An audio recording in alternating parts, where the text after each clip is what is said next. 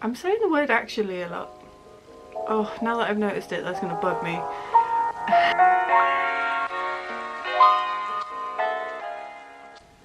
Morning everyone, and welcome back to another episode of the Woollen Wytch podcast. If you're new here, my name is Steph. I run Woollen Wytch, which is an independent yarn and fibre dyeing business in Bristol.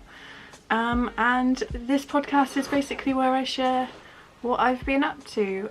So my knitting projects and general life things as well, I guess. So thank you for joining me. If you're new, welcome back. If you've watched any of my previous episodes. So it's only been a few weeks since my last episode, but I actually managed to get a lot done over my 2 weeks holiday from my normal day job, so I thought it would be kind of nice to do another update, I guess. So I've got quite a few finished objects, which makes a nice change for me, to be honest. Usually I start a bunch of like projects and then they kind of sit there until they die on the needles, in all honesty. But I managed to sit down and finish them. I don't know where the motivation came from. I think it was just kind of nice to sit there with the TV on in the background and then just sit there and chill out for 2 weeks. I did have a shop update in that time. There's still a lot left in the shop as well, so if you're interested in seeing what I make and what I dye, just click the link down in the description and head there and have a look. I'm not trying to plug my own business at all, no, of course not. Anyway, finished objects. So the first finished object, actually whilst I was off on holiday I managed to finish my Affinity scarf, which was in my last episode, but as soon as I finished that I was like, I need a hat. That's what I need now. Scarf, hat, winter combo, right? So I cast on the Oslo hat by Petite Knits. I wasn't too sure when I first started, because I was holding mohair and fingering together, and so the colour mix between the finger and the mohair I wasn't quite sure of, but now that I've finished I actually really like the colours. So this is the finished hat. It knit up really quickly, so I done it, I think if you added all the time together it would have been about a day, but I think it took me a week because I was picking up and putting it down a lot. But it's really nice. So it's like a brimmed hat, really nice and easy. It's a little bit tight on my head, but I haven't blocked it or anything, so I feel like with wear it'll end up stretching out, which is quite nice. So I held this together, so it was my Man Behind the Curtain colourway on my fingering base, so my sock base, held with Debbie Bliss Angel mohair. And so it was like a dark sort of tealy colour mixed with quite a pale green, and it did mix up. There's a really nice halo on this yarn. I don't know whether my camera is gonna, no, there's not enough light. Yeah, there's a really nice halo with this, so it's really nice and soft and fuzzy, and so warm. I've already worn it out when I went back to work again and was loading vans. So yeah, this is really nice. I will definitely be casting on some for, I think, gifts for Christmas time, I think, because it's such a nice easy knit. It was kind of like knitting vanilla socks, so I could just sit down in front of the TV and just knit away, didn't even have to look at the needles, just kept going round and round. So I knitted it on magic loop because that's my sort of preferred way. I don't really like knitting with double pointed needles. I always feel like I'm going to drop all the stitches. But yeah, it worked so well. I was so happy with it. It's such a good little pattern. I really recommend it. So there's two different types of this pattern. There is one which I think is knitted in like a double knit, and then the other type of pattern which is fingering and mohair held together. So obviously I went for the knitting and the mohair and fingering one. yeah, so first finished object, which is kind of nice. And then my boyfriend was looking at my hat with envy, but unfortunately he has dreadlocks, so him wearing hats, they just kind of slide off, and then his dreadlocks end up just sitting in the hat rather than the hat sitting on his head. So I decided to cast on a headband for him. He got to pick the yarn himself. So he went diving into my little stash box and came up with some Woollen Wytch, like super chunky. I can't remember what the actual thing's called. And I knit him just a very simple headband. I didn't follow a pattern for this one. I might try and type it up and put it on my website, on my blog for free. It's literally just cast on, I think it was about 30 stitches, and then knitted in the round with some ribbing on either side, and then a couple decreases. So basically, I'm going to take a photo and I will put it here for you to see whilst he's wearing it. But I made it slightly smaller where the hair would go through, and then wider where it sits across his head. So it does actually, so rather than it just being a little headband at the top of his head, it's like a hat basically that his hair can come out through. And he hasn't stopped wearing it. I'm actually surprised that I've managed to get hold of it, so I can actually do a vlog today for it. Yeah, I'm super happy that he really likes it. It's really nice. It's probably the first thing that I've knitted for him as well. I'm currently knitting him a sweater, and that is a work in progress at the moment. But this is the first finished object that I've done for him, and I'm so pleased that he likes it. So that's my two sort of finished objects, and then I managed to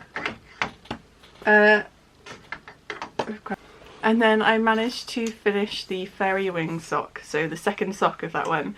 I'd done the first one a while ago. It's in one of my past podcasts, but in true Steph fashion, as I was knitting the second sock, I managed to run out of yarn. So that's the first one, that's the second one. So I managed to have enough yarn to finish the important part, you know, the part that people see when you're wearing your shoes, so up around the cuff and everything, and then on the foot, yeah, just as I finished the heel, I ran out of yarn. It was kind of annoying, but luckily I had a similar sort of pink in a couple minis, so I've used 2 extra minis to finish off this sock. But still, I've got another pair of socks finished, which is really nice. So yeah, so that was another finished object for me. And all of these were kind of finished in a week, I think, in my second week of my holiday. So I'm really happy with those. So on to my work in progress now. I have kind of been knitting this for a while. I mess up and then I throw back and then I've started again. This is the furthest I've gotten with this project, so I'm a little bit nervous with it now. I'm coming up to popping the sleeves on waste yarn. I don't know, this is the first time I've knitted a sweater in the round, like an all-in-one sweater. My previous one that I've done has actually been in pieces and then you've seen them together, so this is my first time doing like the yoke and then putting sleeves onto waste yarn and things. So I'm coming up to that part and I'm getting kind of nervous by it. Again, it's for my partner, so it's kind of giant. It's too big. It's going to end up being massive for me, but I'm quite pleased with it at the moment. So it's a really nice, relaxed, loose sort of fit jumper, and my partner likes his clothes about 3 sizes bigger than what he actually is. So I've had to add some extra stitches and stuff in. I'm quite pleased with how it's going. I'm not sure how the yarn is gonna block out with its first wash, because I didn't knit a swatch gauge, so I have no idea what it's going to end up like. It could end up giant, it could end up tiny and be a jumper for me in the end anyway. Again, he picked the yarn, so this is knitted out of King Cole. It's their recycled yarn, I can't remember quite the name of it, but if you can see, it's kind of a mottly, almost tweedy effect yarn. I think it's 100% recycled, so there's different cottons and nylon-y going through it. But it's just a nice charcoaly base. So his wardrobe is kind of Homer Simpson-y, so everything is like black or just very dark colours. So this yarn seems perfect for it. But yeah, I'm getting nervous now. I have messed up a few times. I think I'm gonna have to count the stitches before I sort out this whole sleeves scenario. I'm hoping it'll be alright. Don't know. So that's my current work in progress. I've just got the one. I'm tempted to cast on another one for me. I think it might be for me. It might be one for my mum. I can kind of see her wearing it. So if any of you, I don't know if any of you have followed yarn shops like Wild and Woolly or Yarn Story in Bath, but they have all sort of clubbed together and created this online event called I Knit 7, and it's basically 7 yarn shops. Over the course of the week they do like shop tours, and there's little competitions and little extras if you spend over a certain amount and things. And during that I spent some money. It wasn't a lot of money. I tried to spend a little bit in a few of the different shops and try to support them, especially at the moment because they're not able to open and things. So for one of the yarn shops, which was Ginger Twist Studio, she has a little section where you can buy projects and things for gifts, and basically you put in how much money you want to spend and you give her a little keyword and she'll put together a little project for you, which is kind of nice. It's like a little mystery thing for a treat, basically a little mystery treat, like a subscription box, but it's like a little project. So my one that I got, and so when I received mine, I was actually really excited. It came in its own little project bag as well, which is really pretty, and I really like the little little cat on it. It's really cute. And it comes with everything inside it as well, which I thought is such a nice idea doing this, especially because it's a mystery as well. So I didn't know if I was going to get a shawl or a sock, or if I like a sweater if you spent enough money. I think I bought the £25. It was around that sort of mark, and it came with basically everything for it, which is really nice. So it included the pattern. So I don't know, it's the Knit Me by Louise Zass Bangham, and it's just a really nice little shawl pattern with beads that come off of the sides of the shawl, and it came with this gorgeous yarn which is like a purpley grey. It's really like stormy coloured. It's beautiful, and it's on the Yakety Yak base, which is her Ginger Twist Studios hand dyed yarn, and it's 60% merino, 20% yak and 20% silk. So it's, I'm dropping it now. It's beautifully soft and beautifully dyed, so I'm really looking forward to that. But not only that, it also came with the beads that you use for it, and it's a giant bag. Like, I don't think I'm going to use all of these beads for this project, so I'm going to have to find another project or some sort of craft project or something to use the beads for. But yeah, I'm kind of like interested because I've never used beads in a project before. So it's going to take me a little bit working out how to attach them and what I'm supposed to be doing, but I'm kind of tempted to cast this on sooner rather than later. But I think the colourway really suits my sort of mum and what she wears, so I'm kind of tempted to knit it up and then gift it to her. Yeah, I just think that it is such a really nice idea of putting it all together in a little project bag, and it's sort of ready to go, and the project bag is so cute. Like, I don't think I would have cared whatever project it was if it came in this bag, but the project is really nice as well. So that's basically all of the knitting, I think, that I've been up to. I really need to go through my stash, I think. Some of it has been ones that I've been given by my nan and things, because she occasionally just passes on bits and bobs that she doesn't want in her house anymore, and then it ends up in mine. So last time I was able to visit her, she gave me like a giant stack of Slimming World magazines as well that I also need to go through along with the yarn. She wasn't making a hint, she just knows that I really like cooking, and so she likes to give me those for the recipes and things. So that's kind of nice, I think. We've tried a few in the magazines before and they've been a hit and miss, really. Some of them are on the blander side. They're not very, I don't know whether it's the ingredients or like mine and Aunt's taste buds, but we like quite strong flavours. I have found a few recipes recently that has gone down really well. So at the start of the year, Aunt and I have started getting a fortnightly vegetable box.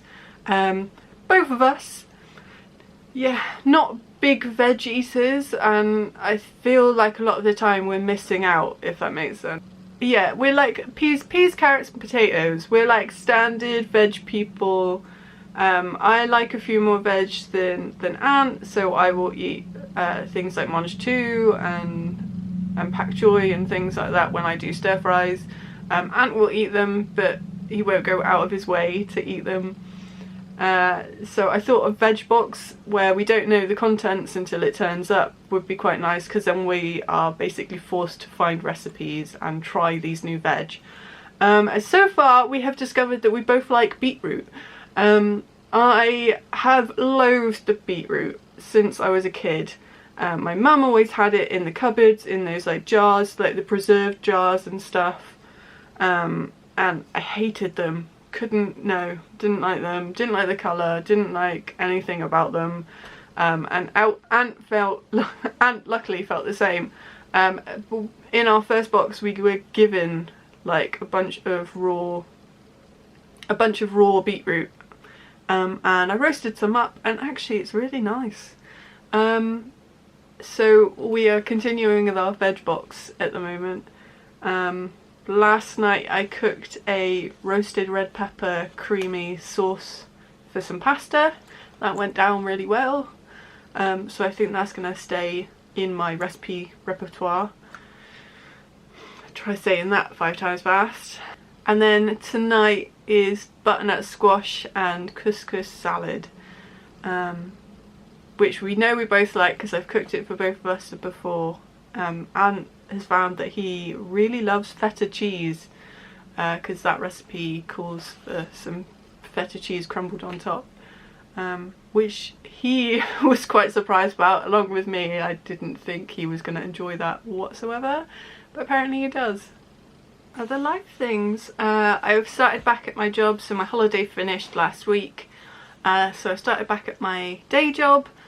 So it's going to be a bit more juggling between a day job and Woollen Wytch business stuff as well. I mean, it's fine as long as I'm organised, but I'll be honest, a lot of the time I am not organised. So I've been sitting down and I've got different diaries that I'm trying to go through and fill out, and then try to keep to them. So far I haven't really kept to them. I think I work better when I have like a goal for the week rather than for the day. So I've been trying to have like an overall goal for the week and then different tasks that I need to do, whether it's, oh, I need to schedule all the posts for Instagram on Monday. If that gets moved to the Wednesday, then it's fine, as long as it's done for that week. At filming, it's next week, but when this video comes up live on YouTube, it will be this week. So when this video is live, it's the last day that you're able to sign up for the sub club. So sub club sign up stop the 8th of every month. So next week is basically going through and dyeing all the yarn for the sub club. I've got all the charms and stuff ready, which is really nice, but I need to go through and dye all the yarn. So if you're interested in receiving a monthly mystery stitch marker and hand-dyed yarn, sign up by today. That's that's the lesson for that one. So for the sub club there is a monthly theme. So this month's theme is daffodils. So bringing a little bit more spring and homeliness to your letterboxes this month. So this is the spoiler image for this month, and that was hand painted by me. If you're interested in watching, it's a few videos down through my channel. You're welcome to go watch it. I will leave a link for that as well in the description. So it's kind of exciting. I got really organised for those ones really quickly, but it's getting next month's colours sorted. The March one, the stitch marker, it turned out so well. I was so pleased by actually all of the stitch markers that I've done so far. So I hand draw all of the stitch marker designs myself, and then I get some sent off for laser cutting. So I'm never quite sure how they're going to turn out until I get the stack of stitch markers back. But yeah, the next few months are looking really nice and I'm so pleased by them. Next shop update isn't happening until March, so I haven't got a big rush on trying to get all of that stuff done, which is kind of nice. So this month I get to take it a little bit slower, look after me for the month. So this year I've kind of timed, rather than doing monthly updates or quarterly updates, I've decided to do like bi-monthly. So every 2 months I will have a shop update. It gives me a nice sort of rest in between. I don't have to rush in order to get everything done for the shop update. I can spend a month and a half getting ready for it rather than just a month. So I get the added enjoyment of just slowing down for a little bit. I found like I was getting too hectic because I work a part-time job along with running Woollen Wytch. It sometimes can get me down a little bit because my day job is quite labour intensive, so by the time I get home I'm tired, and so me stood in front of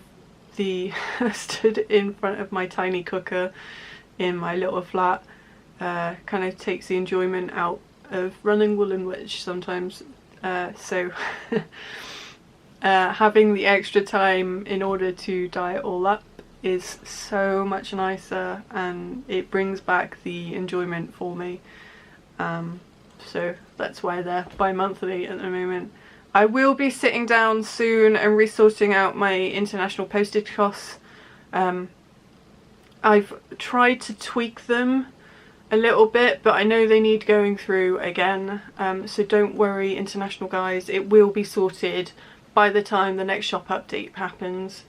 I've got myself some slightly more accurate postage scales, so I'll be going through and basically reweighing everything, and sorting out my packaging as well. So I've slowly switching over from boxes to paper mailers, and that will take off some of the weight as well.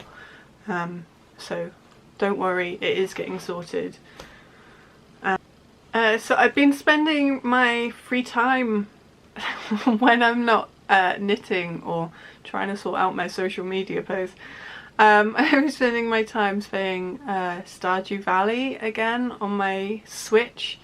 I originally started playing it on the PC when it first came out, and I got really far in it, and then we bought a PS4 and I rebought it. I played it on PS4 and I got married, I extended all the houses, I've done pretty much all I wanted to, and then I bought a Switch, and then I saw Stardew Valley on the Switch, so now I've restarted for the like 3rd time. And because I can pick it up and put it down with the Switch, I'm finding I've slowed down whilst playing it now, which is really nice. So originally I used to plough through and get everything done, like, oh, I need to go off and plant these plants, oh, I need to go talk to Elliot so that I can get my heart rate up and all of this stuff, and it used to not stress me out because it's still a pretty chilled game, but I used to like feel like I was on some sort of timeline. And with the Switch, because I can just tap it and turn it on and off and then go off and wander and go make myself a cup of tea or what have you, like I feel a lot more relaxed with it. And I've never played like the co-op version. I've only ever played by myself with it, and I've remembered how tedious it is though, using the watering can and going around and just watering all the plants individually until you've like got enough to build loads of sprinklers. Oh god, it's so tedious. So that's one of like the main games that I've been playing recently. I'm really tempted to get The Witcher 3 on the Switch, but I don't know quite yet because I've got it on the PS4. But like I said, like with the PS4, I don't know what it is. I always find like I need to find a good amount of time to play it, so I feel like I need to play it for like 3 hours minimum, if you know what I mean, to get like enough use out of it. Whereas the Switch, like I said, I can just turn it on and off and go off and wander and then come back to it. I haven't got to do the whole setup of like trying to find the right HDMI cable on the TV and then go through and sign on and stuff. Like it literally just tap your button, turn it on and off. So I'm kind of tempted to buy The Witcher 3 on Switch as well, so just so that I can do the same as what I'm doing with Stardew. But it's so expensive. It's like 50 quid for the game. But I don't know if that's like excessive, just buying the game again for that reason. So I'm kind of iffing and butting on that one. But that's what I've been spending a lot of my little me time with it. I had started reading The Priory of the Orange Tree, but I'm a few chapters in and I've put it back down again. It's such a lump. I'm gonna have to buy it on the Kindle, I think, so that I can carry it around with me. Hold on, I will show you this. Right. This is The Priory of the Orange Tree. This is what I'm trying to read. It's giant. Like, it's as wide as my face. That's pretty wide. Yeah, so trying to hold it, especially because I'm only a few chapters in, and trying to hold all of that in one hand whilst you're trying to read it. It's almost unmanageable. So I think I'm gonna have to buy it on Kindle so that I can have ease of use, and try and get further into it, and then maybe actually pick up the actual book. It's just such an intimidating book because it's so big, and I'm not usually intimidated by big books. I'm usually really excited by them, but I think recently I'm struggling to concentrate on the one thing, and I don't know, I've always had a little bit of trouble with it, but it's gotten worse as I've gotten older. and I flick between different things so often. So I've had so many different hobbies and things where I'm trying to focus my brain, and then I flick onto a different hobby, and I don't know. Knitting is like probably the thing that's stayed around at the moment. So usually it's like, oh, I'll spend 1 week doing this and I'll do a month of that, and it's everywhere. Whereas I've been on and off knitting now for like 2 years, I think, and I've always had at least one project on the go, which is really nice. So this is kind of stayed, but yeah, reading, I'm having trouble concentrating on it, whereas I wasn't earlier on in the year with smaller books that I could read really quickly. So I don't know, but it's been sat on my shelf, so it needs reading. It will get done, but I might have to buy the Kindle book for that one and give it a go on there as well. So anyway, I'm going to let you get on with your day. I'm going to attempt and go read a chapter of the Priory of the Orange Tree. Trying to get a little bit further in it. If you've read it, let me know what you think of it. I would love to know how if you found it intimidating to read as well, or if you encourage me to buy it on Kindle. Thanks. Yeah, I'm gonna leave you to today. Thank you so much for watching. I'm gonna write notes for these podcasts, I swear, and actually have some sort of system for doing them, rather than just getting really confused and going off onto tangents. Thank you so much for watching. Don't forget to subscribe to my channel. Thanks guys, bye!